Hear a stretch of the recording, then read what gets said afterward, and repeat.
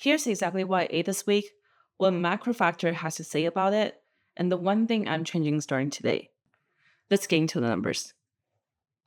So, if you missed 2 weeks ago, I committed to tracking everything I'm eating using Macrofactor. No guesswork. No, I think I ate this today. Just pure numbers. And the data has been interesting. I had not been able to eat only before 9 p.m. this past 2 weeks, like I promised, but I still tracked it. So there's accountability. So one thing I did this week was track my weight. This is kind of new. I only started tracking my weight this past week. I started with about 147.5 at the beginning of the week, and I ended up with about 146.4. Now, the important thing here is to look at the trend lines, is what I realized, because my goal is to get 140, and I realized halfway through last week that my current program will actually not get me to that number. It will ironically actually help me gain weight because the amount of calories I was taking in that program is actually going to be more than my expenditure. And because of this, I had to go into the program and mess with a few things that is in the program that calculates what my calorie intake should be. So one thing that I did was I went in there, I chose a more aggressive cutting program. It allows you to choose if you wanted to lose weight faster or lose weight slower. So I switched to a faster program just because the numbers will match out better. I also went in there to choose a higher protein program. So you can choose a balanced amount of protein, a high protein. I chose a higher protein just because I already know that the cutting process is going to inhibit some of the muscle growth. So I don't want to lose muscle during this process that I'm doing this. Now, I have previously mentioned that looking at the trend line is important because just looking at the scale weight, it's going to give you a lot of noise. Your weight is going to fluctuate, day by day, and that is really going to mess with your perception of what your weight is actually going to be. And because of that, you really want to make sure that you cut out the noise. So some days you might have a little spike in the weight, and the next day you might have a little dip in the weight. But the average trend is going to show you, okay, 10 days from now, what your weight is going to look like, most likely, and or maybe 20 days from now. And that's the really important part, because if you're consistent and you're doing what you are doing every single day pretty consistently, then this trend line will be more representative than your scale weight day by day of what the result is going to show you. Here is the expenditure chart.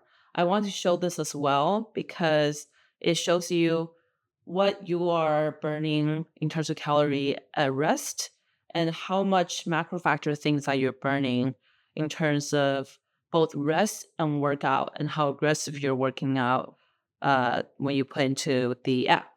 So what that means is that you can take a look at your expenditure and then compare that to the program that the app has given you, and see if it actually shows, let's say, a deficit of calories or an increase in calories. And then you can, from that, pull out whether or not you are going to be cutting and losing weight or you're going to be gaining weight. So it is important for you to look at the expenditure chart to make sure that you're actually going to be hitting the calorie count that you want, and you're going to be successful at reaching your weight goal. And just remember, your body changes day by day and, of course, week by week. What that means is that you want to adapt the chart as well so that it actually reflects what your bodily condition is right now.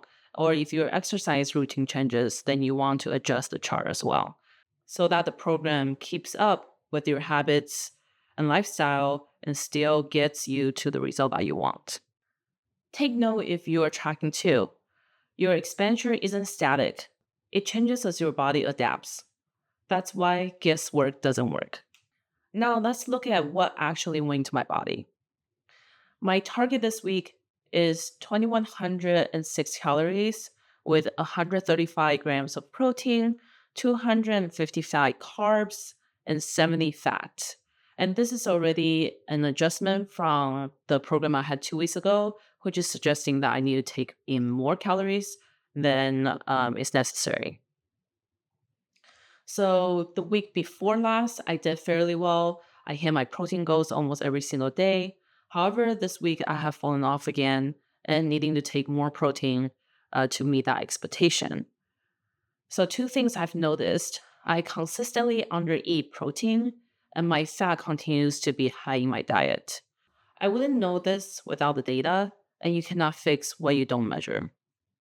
Also, another note is that this isn't about being perfect. I didn't hit my targets every single day, and I'm showing you anyway. The important thing here is that you track and that it doesn't have to be a perfect week, but it has to be an informed week so that you can adjust your habits. And this is where Macrofactor is actually changing my behavior. Knowing I have to log in every single day and that I'm putting it out there, I start asking myself, is this cheat meal worth it? Or is this food actually good for me?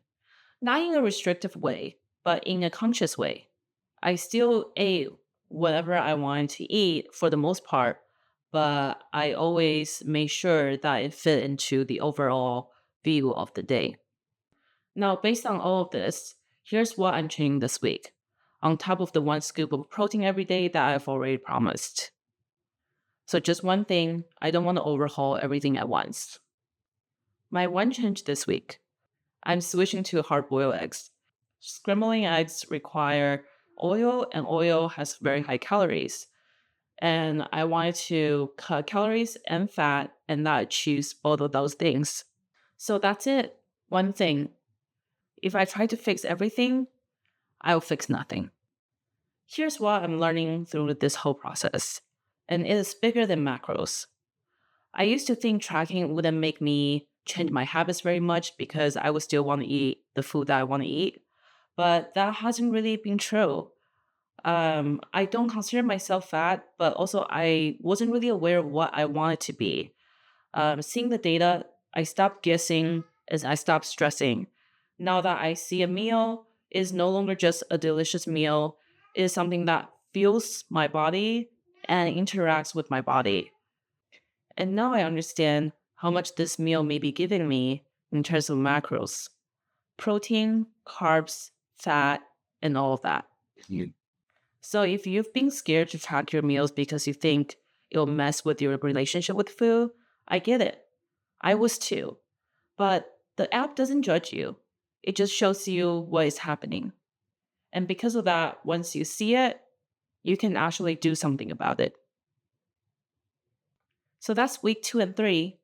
If you're tracking as well, leave a comment in the comment section below. Let's keep each other accountable. And if you have tips for how I can get more protein or less fat, I genuinely need it. Please leave it in the comment section as well. Next week, I'll be increasing my protein intake and cutting more fat from my diet. So subscribe if you want to see if this experiment is going to work. Lastly, stay consistent, stay curious, track your food, and I will see you next week. Bye.